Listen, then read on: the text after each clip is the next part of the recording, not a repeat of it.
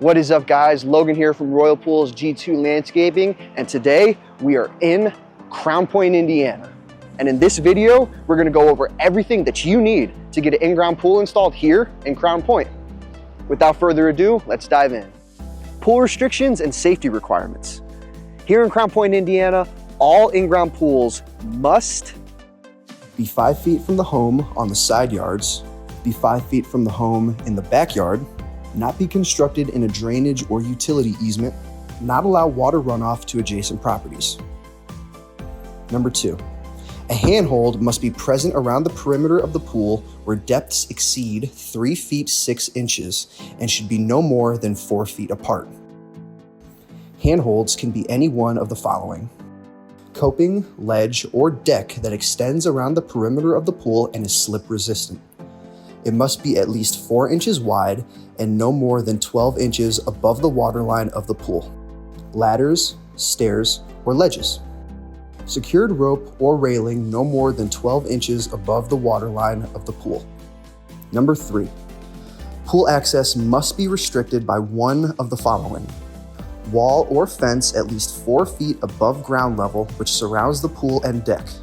All gates, doors must have the ability to be locked by a self-closing or latching method. Alternative structures at least 4 feet above ground level that are impenetrable and surround the pool and deck. A combination of the first two without self-closing and latching gates or doors that can be locked. An automatic safety cover. Number 4, the following equipment must be in place for the final inspection: a ring or throwing buoy with 40 feet of 1/4 inch diameter line, a pole no less than 12 feet long with a hook, access to a telephone. requirements to begin construction. The two main things that you need to get an in-ground pool installed here in Crown Point, Indiana are: Number 1, a building permit.